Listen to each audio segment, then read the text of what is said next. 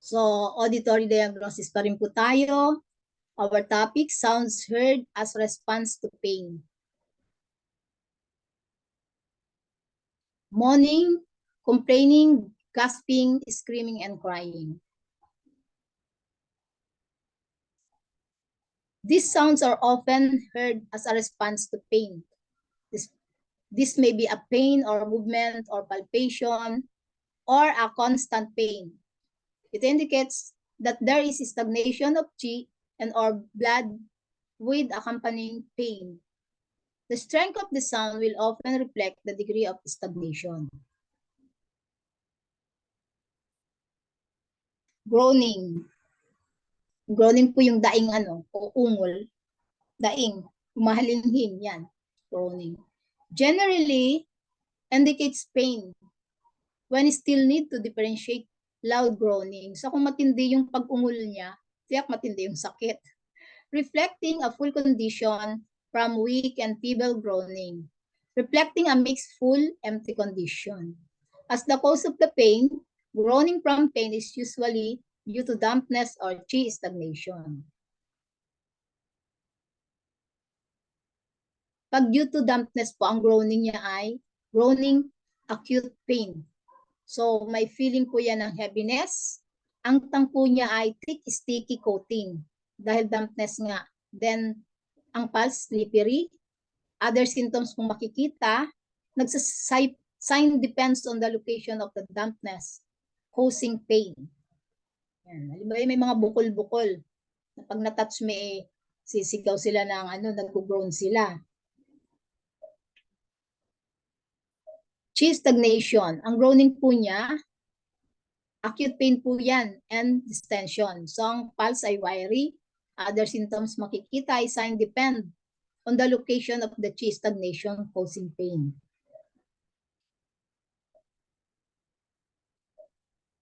Yan. Ito mahalaga sa mga mommies, sa mga nanay.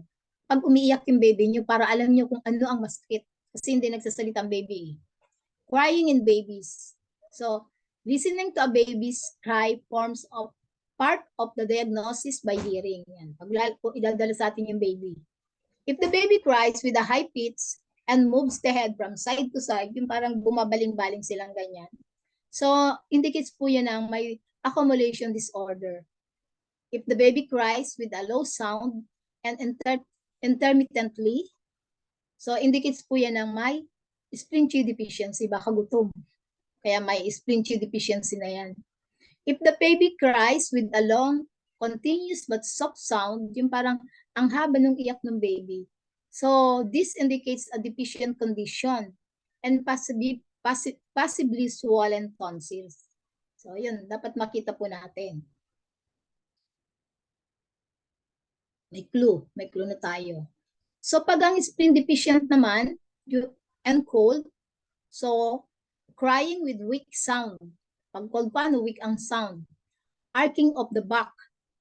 Parang gumaganong-ganon po yan, yung lumiliyag. Crying with tears, desire to lie down, pale bluish complexion, abdominal pain, poor appetite, pale lips, pale tongue, deep weak, slow pulse. So, naalala po yung bluish complexion, color of the cold po yan.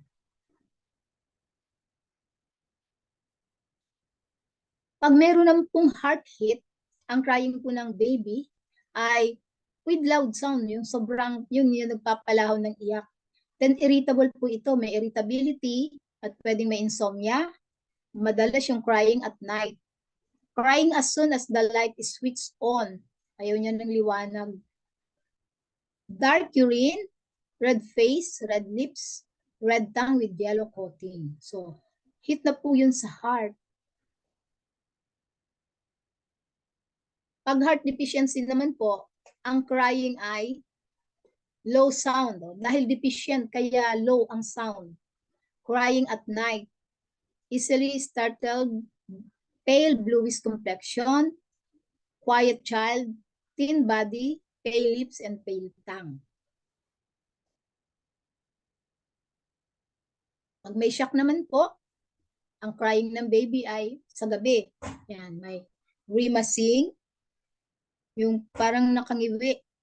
easily startled bluish tints on the forehead, crying when left alone, white foam from the corners of the mouth.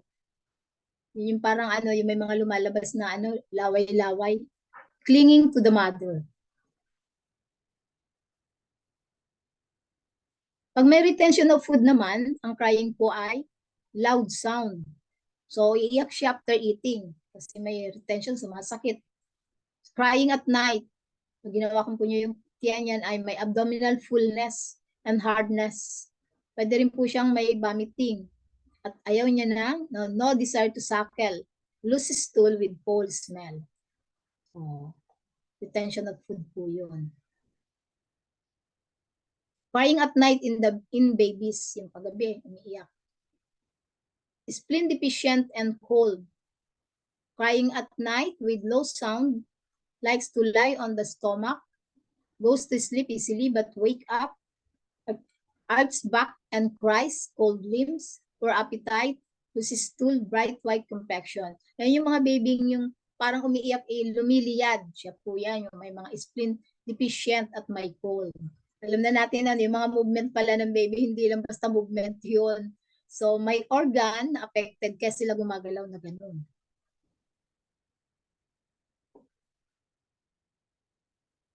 So, yung heart hit, crying at night with loud sound, malakas po yung iyak, ano? Tapos, like to sleep on the back. Difficulty in falling asleep, cries and stop when lights are turned on. So, irritability, dark urine, and red face and red lips. Sulit po yung pag may shock, crying at night, easily frightened, fear of going to sleep, wake up frightened during the night, bluish tints on the forehead, pale bluish face and lips, clinging to the mother.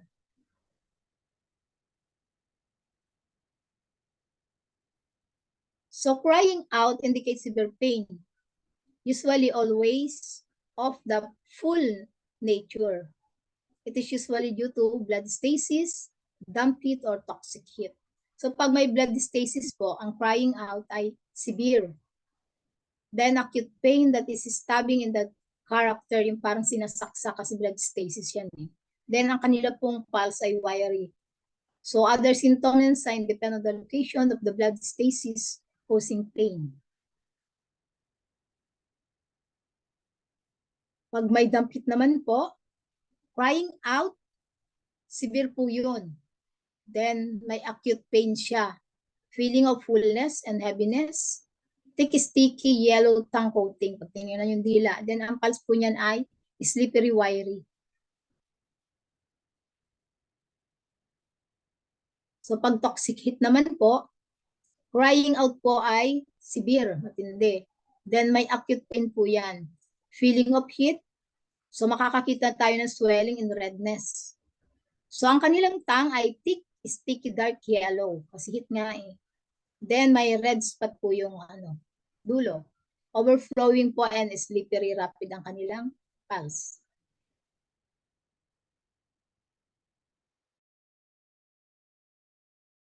So it's generally due to phlegm or dampness obstructing the nasal passages. However, we should distinguish loud snoring, reflecting a purely full condition of dampness from phlegm, from weak snoring, reflecting a condition of dampness or phlegm against a background of Chi deficiency.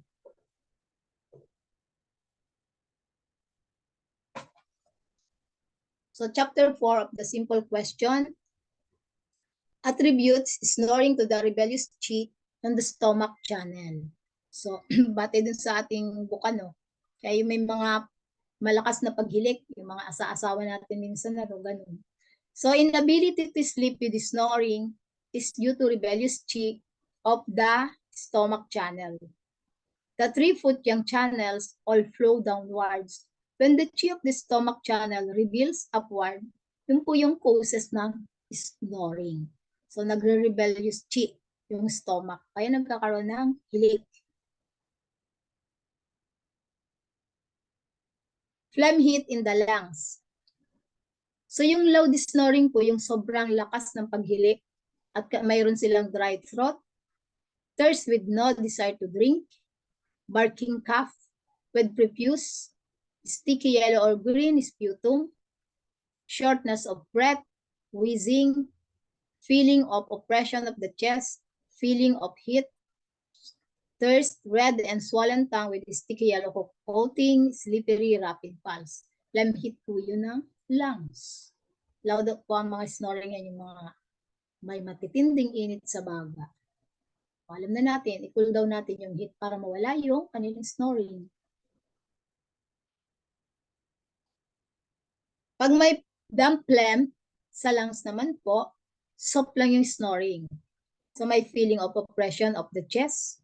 Meron din pong cough with expectoration of sticky sputum. So dahil damp yan, may feeling of heaviness. Thirst with no desire to drink. Swollen tongue with sticky coating. Then ang kanilang pulse ay slippery. Pag dry phlegm naman sa lungs, high pitch po yung snoring. High pitch na snoring. Dry cough with occasional difficult expectoration of scanty sputum. Thirst with no desire to drink, dry mouth and throat.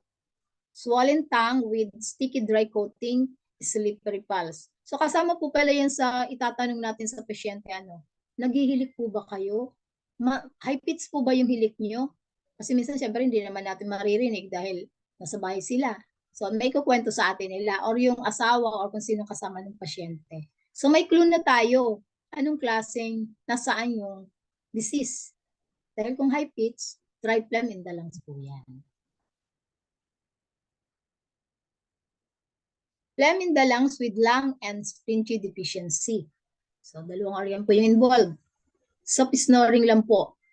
May feeling of oppression in the chest, feeling of heaviness, weak voice, propensity of catching colds, poor appetite, loose stool, tiredness.